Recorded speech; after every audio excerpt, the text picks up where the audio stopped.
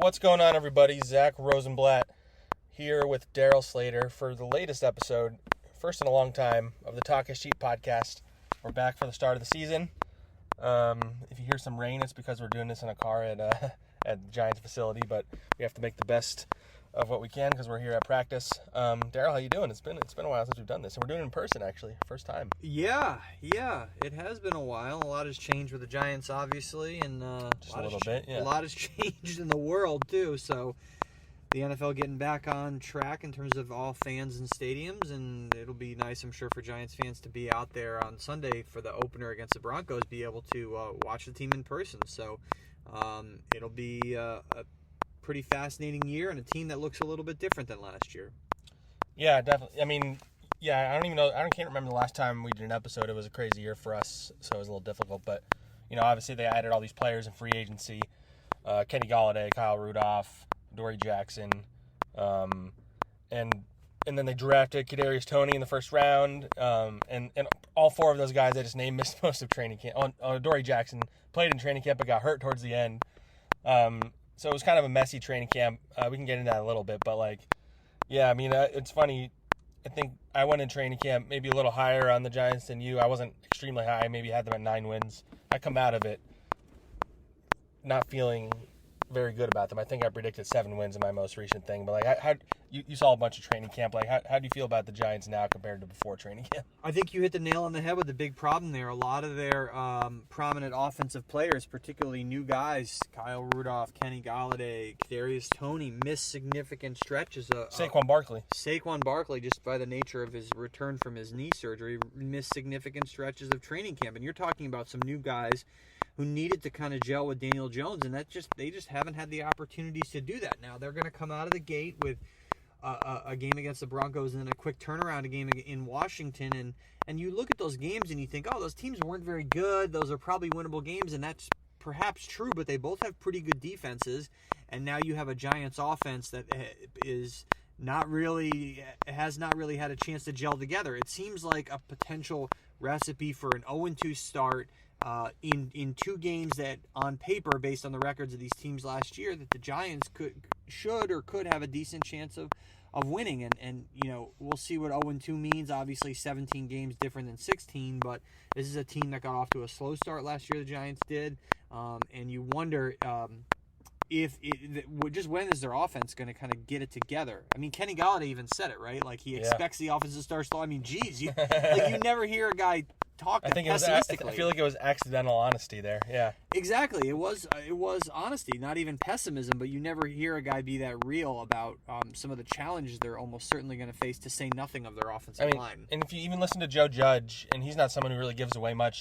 He does talk a lot, but he doesn't necessarily give away much. But one thing he said a few times now is that he views September as an extension of the preseason, which is kind of alarming when you consider they had an actual preseason this year and full training camp. But yeah, all these, I think he probably was alluding to the offense without directly saying it, because this group just needs time together, and they didn't get it.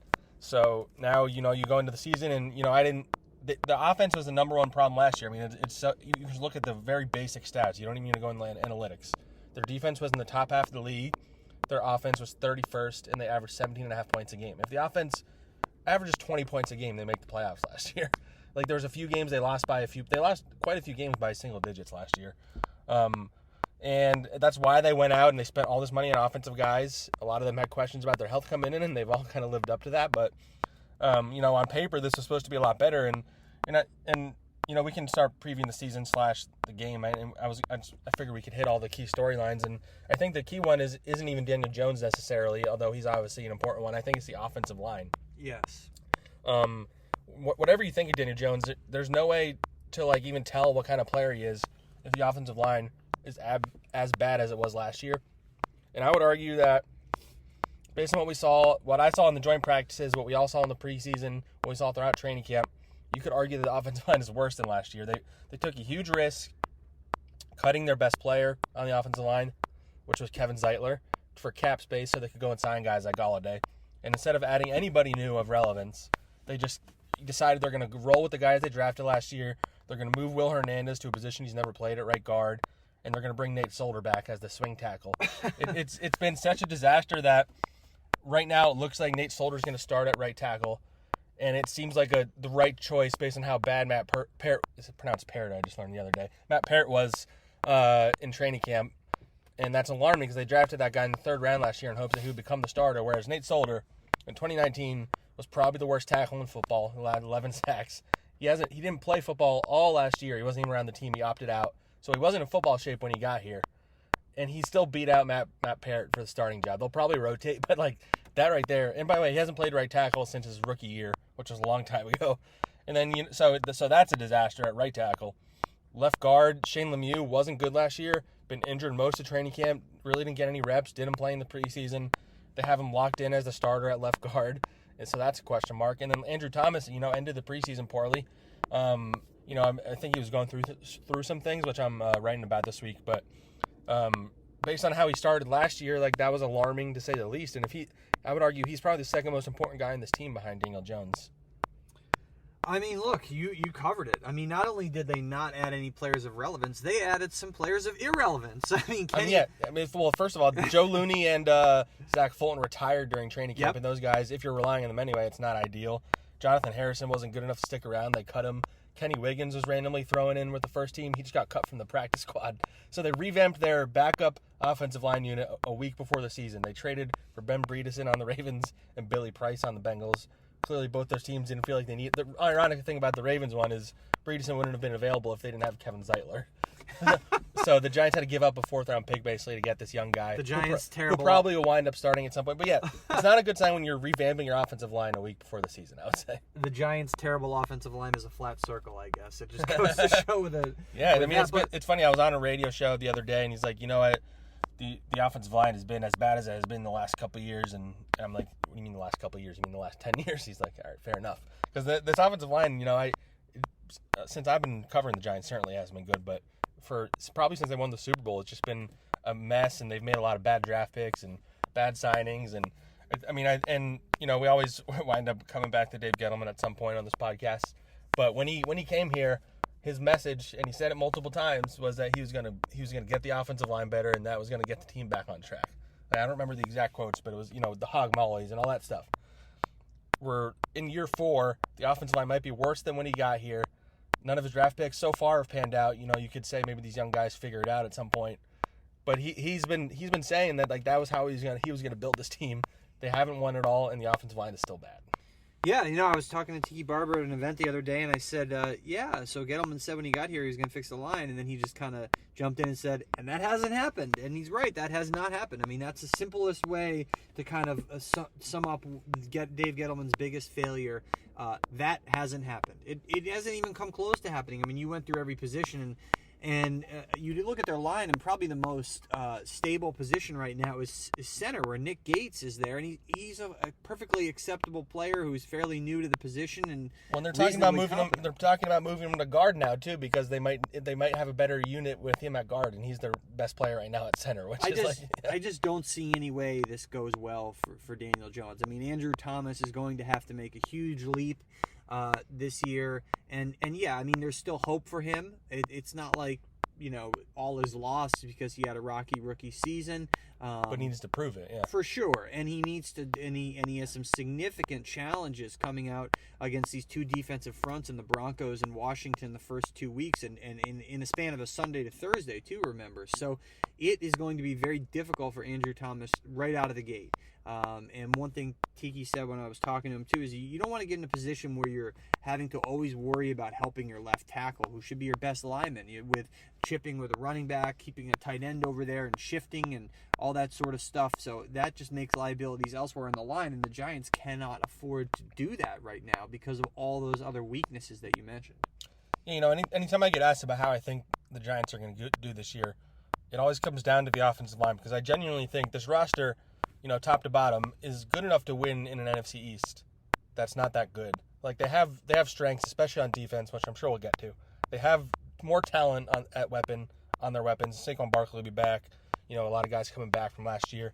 But the offensive line, if the offensive line is bad, this team is going to be bad. If the offensive line is even average, they can pull something out. Whether it's 8 wins, 9 wins, whatever it is, they can be a better team than they were last year. But if the offensive line is bad, as bad or worse, or around the same level as last year, They're not going anywhere. Daniel Jones is not, I think he can make some throws, and he's athletic, and he still makes a lot of mistakes, but, like, he's a guy that you can win with, I think, if the pieces around him are in place. But he's not a guy who can lift up the pieces around him. And, their season really just banks on the decision this staff made, which I think, we blame Dave Gettleman, but for the fact that they kept the same group, I think Joe Judge is a part of that. Like, he very easily could have pushed for them to get new guys, but instead he revamped the coaching staff, hired Rob Sale, brought back Pat Flaherty.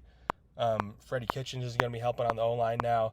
So, like, they clearly, like, believed in this group and thought the coaching was the issue. And if that's not right, then Joe Judge also deserves blame, too. No doubt. I mean, it would be hard for the line to be much worse. Yeah. I mean, if they're as bad, as you said, they'll be right there among the 2 or 3 worst lines in the league. I mean, you just cannot overcome that, especially if you're a young quarterback. And, I think that certainly could be something that sinks the Giants' season, because you look elsewhere on this team and you think, okay, maybe everything else is either competent positions that were the same as last year, or maybe they made some upgrades, certainly at skill position, but none of it matters. None of it matters if you can't protect your young quarterback, and that's sort of what the Giants are looking at here, with so many big question marks about their offensive line going into the season. Yeah, let's hit Daniel Jones now, because that's obviously the main topic. Everybody knows his career progression. I think he showed some flashes as a rookie. He was pretty prolific, 24 touchdown passes, over 3,000 passing yards, turned it over way too much. And then last year he turned it over slightly less, but he also wasn't making plays. To get only 11 touchdown passes in 14 games seems almost impossible in the modern, like, pass-happy NFL. And that's what he did. So the offense was terrible, and he didn't really help it out. I know he didn't have a lot of help around him, but, in training camp, I kind of saw a lot of the same Daniel Jones. You saw a guy that could make some really amazing plays. His teammates really respect him. He can run, but he also still sometimes makes these decisions that lead to a turnover. You saw it in the only preseason game he played in against the Patriots. Interception, they were down in the red zone, and he had one of the worst throws he's probably made as a pro. He threw it way, but apparently Evan Ingram might have run the wrong route, but that doesn't matter. He threw it into a crowd in the end zone behind Evan Ingram by like a mile. So they had an easy interception, and that ended a scoring drive. Like that. Up until that point, I was like, okay, maybe he can be okay this year. Then that happens, you're like, or maybe he's the same as he has always been. And if he's the same as he has always been, then they're gonna, the funny thing, they're gonna have to probably move on from him. But the problem is they have such little cap space. They're probably not going to be a real contender for, the Aaron Rodgers, Russell Wilsons of the world. They'll have to draft somebody, and the odds of a guy that they draft coming in and being ready are also slim. And so, it's just a mess. They need Daniel. If Daniel Jones can be good enough, then they can survive the next couple of years. But if he's not, then they're not what the best history. I know they have 2 first-round picks and all that, but I wouldn't be optimistic. Yeah, if they're bad, they're going to be near the top of the draft anyway. But they certainly have the ammo to move up for a quarterback if they want to do that. Because we talk about, people say, why would you pull the plug on Daniel Jones after 3 years? Well, the Jets just did it with Sam Darnold, and that's because under the new CBA, these 5th-year options are fully guaranteed at the time you exercise. Yeah, and they have to decide that with Jones soon. Yeah. Right, so they have to decide it next offseason. And so when they make that decision on his 5th-year option, if they decide on it, they're locked into him for not just 2022 but 2023, right? Well, and then because he was a top 10 pick, it also was like the average of like the top 10. It's a lot of money. I think Darnold's option was like 18 million or something like that, but it's a significant figure, especially if it's a guy you still aren't sure about. For sure. And so the Giants are in that position now. What do they do? They're going to have to get some definitive answers here about Daniel Jones, and it's going to be hard to get those definitive answers if he's not given enough time to throw the ball. It's really that simple. The thing, this really does feel like a situation where Daniel Jones leaves here after next year or whatever, or after this year, whatever it is, and then he goes somewhere where there's a guru, a quarterback guru, an offensive coordinator, and they kind of figure him out more, like a Ryan Tannehill type situation. Could be. I just don't see a Pat they just haven't done a good enough job of putting the supporting cast around him that he specifically needs. So that's way down the line. But so Daniel Jones is obviously such a big topic for this year, and sticking on offense. So we can talk about Saquon real quick here. It's kind of like the same thing. At this point, it looks like he's going to play week 1. I would say. I would be surprised if it's a significant role. I think it's going to be a pretty small role in week 1. He only started getting hit last week, and that was not at the full practice. And he was listed as limited on Wednesday. Probably be limited today too, Thursday. their offense fell apart when he got injured last year because they just built it around him. I don't think Jason Garrett is necessarily suited to, figuring things out on the fly. He's not very innovative. He's a big topic about this season too, obviously. But what are your expectations for Saquon this year? Like, obviously they have a really tough decision to make coming up with his contract. Again, it kind of gets a little bit back to the line and can they block for him? And certainly they were a better run blocking team than pass blocking team. Low bar to clear there, but I think they do. They have a significant decision to make about his contract because he is this is his 4th year and he presumably does not want to play on his 5th year option next year and on his rookie deal. So you and I wrote about it earlier this offseason. Like, do you think he's going to be a long-term Giant? Don't be sure. I think that was the headline on the story. Because, look, if he doesn't come out and have a really productive year, if he has a great year, then they're going to give him money next year. If he even has a good year, they probably are. Yeah. Whether that's smart or not, you could just like you could debate that, just like you could debate whether it was smart or not to draft him with a 2nd overall pick. But, I think, he's going to be a huge difference maker for this offense one way or the other. Because if he's not back to his old self, and it's certainly possible that he's not, because for every Adrian Peterson story, there are guys who just didn't return from these significant knee ligament tears. Now or it takes longer. Yeah, or it takes longer, and the confidence is something that he has to get back to, and obviously he's young, he's very strong, and so that bodes well for him. It's not like he's in the later stages of his career, but there are a lot of question marks about Saquon Barkley, just like so many guys on this offense. And in terms of the immediate, you're right, you're dead on there. Look, if he gets 20 plus carries in that first game, I don't know. I mean, I'll be in Charlotte. Yeah, there's no way. Maybe true. I'll eat the Sam Darnold I'll game. eat my roster or whatever if he gets 20 plus carries in the first game. Not touches, carries. Don't hold me to that because I'm definitely not gonna. I'm not doing it. Darryl doesn't hold up to bets. He's famous for that. Well, that's another story, but that's none of this is legally binding. So, given the short turnaround, Joe Judge has said what you'd expect the coach to say. Hey, we're only focused on the first game. Okay, that's bunk. I mean, like they obviously know. There's another game coming up so quickly. Yeah, that's part of the fact. They're going to manage it. They play Washington on the road on Thursday. Yeah, after for sure. Sunday, which they play a 4 p.m. game too. So they've been looking at this thing in the big picture the whole time with Saquon Barkley. Joe Judge.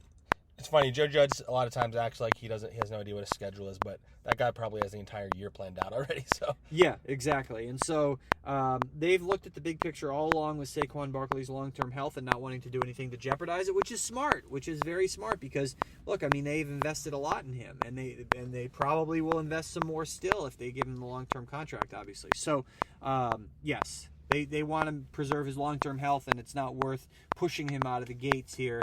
The first 2 games of a 17-game season when they could perhaps lean on some other guys to maybe make up for that production. Yeah, definitely. And so I wanted to hit one more offensive topic, then we can briefly talk about the defense, which I don't think is much of an issue, and maybe preview this game a little bit. But I wanted to hit Kadarius Toney. He is the first-round pick. It's been one of the stranger starts to career I've ever experienced. I didn't cover the Giants when Odell was here. I know that was a weird year. But then his talent was just so astronomical that it didn't matter in the end. I mean, the personality eventually did. Whatever. But, Kadarius, he starts rookie minicamp with a cleat issue, whereas, he's wearing new cleats for the first time, and this is a guy who, doesn't really wear socks usually, which I guess is, a thing from where he's from. And so he, was having a real problem with his cleats in the first practice where he was, running during one drill with one cleat on, which I've never seen. Anyway, he was banged up throughout that camp. He skipped voluntary OTAs in a contract dispute, which you never see with first-round picks these days because they have the set values of their contracts or whatever. And then, training camp starts. He tests positive for COVID-19 before he gets here.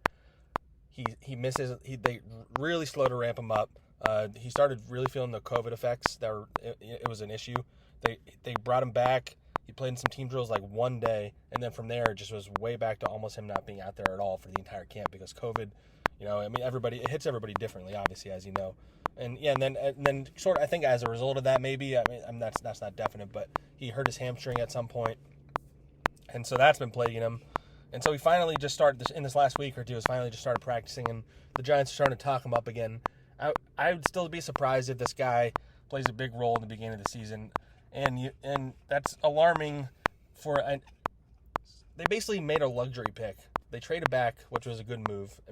unless you believe Justin Fields is better than Jones. That's a whole other topic. But so they traded back, and then they picked a wide receiver who's mainly a slot receiver, and they have Sterling Shepard on the roster. He's going to be here another year now because they just restructured his deal, guarantee more money next year.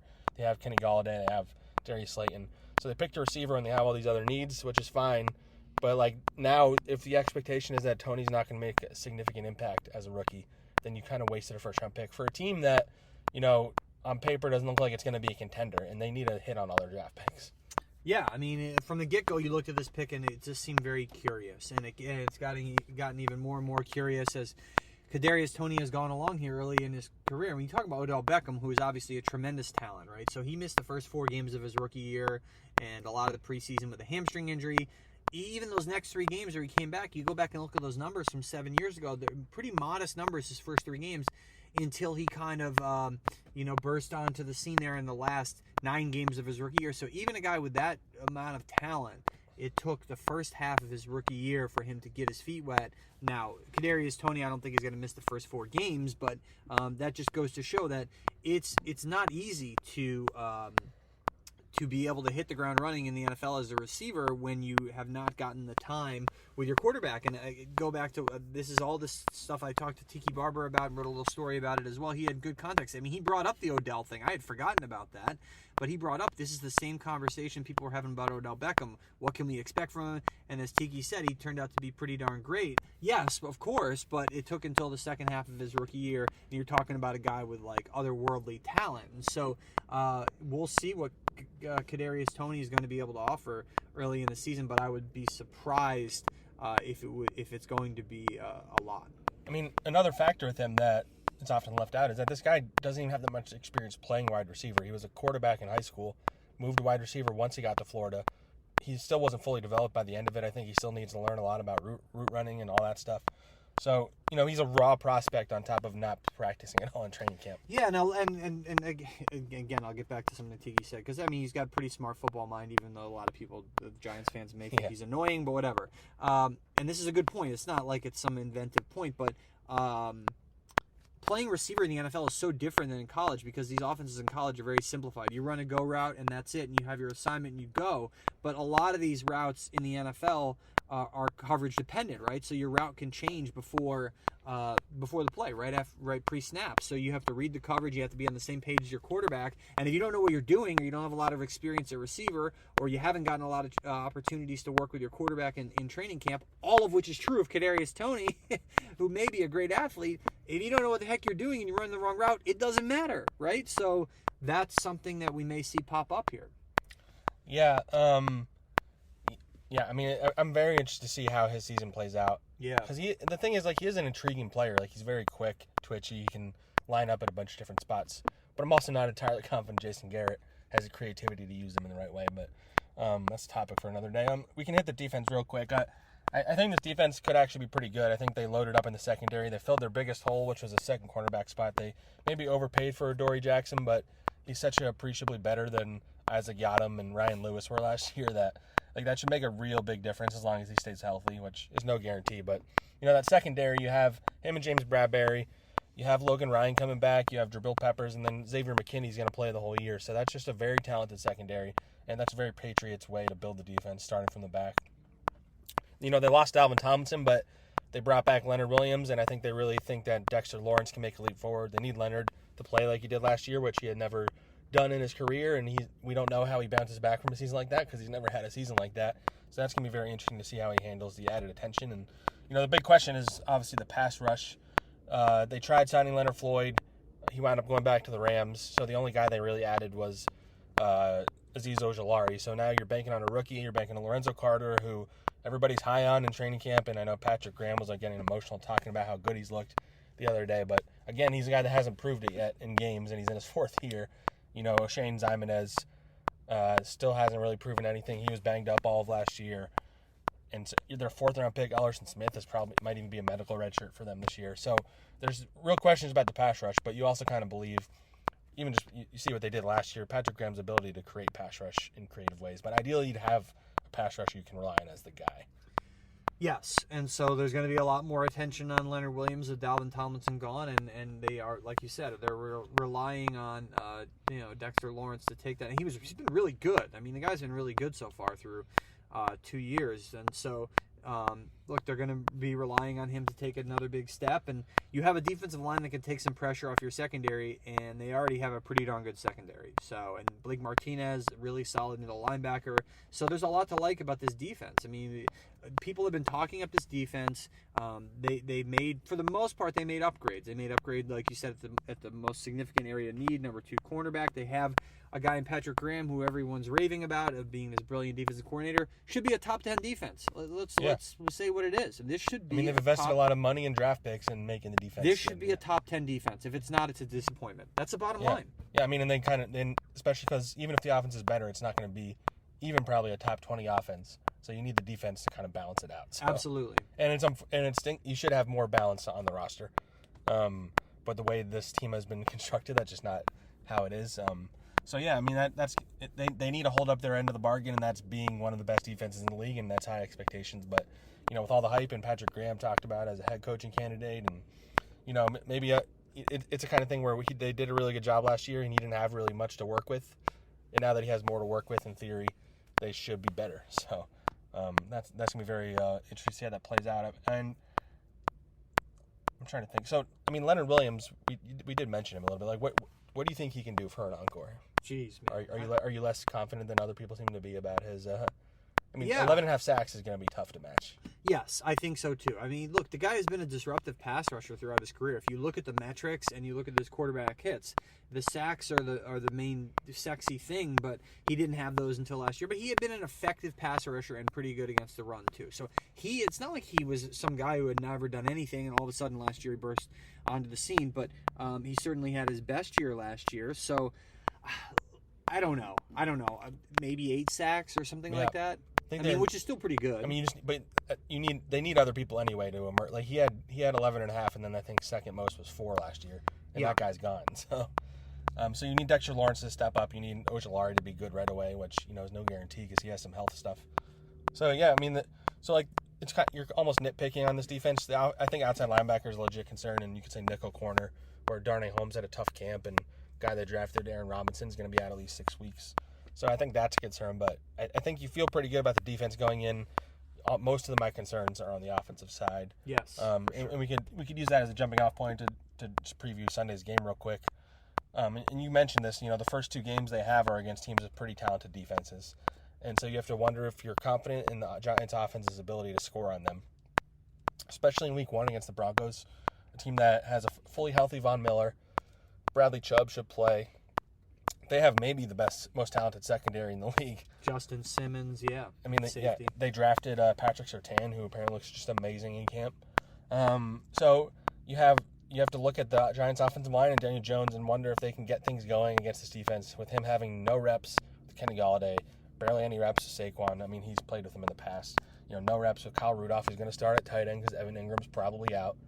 And maybe Kadarius Toney plays a little bit. But yeah, I just don't.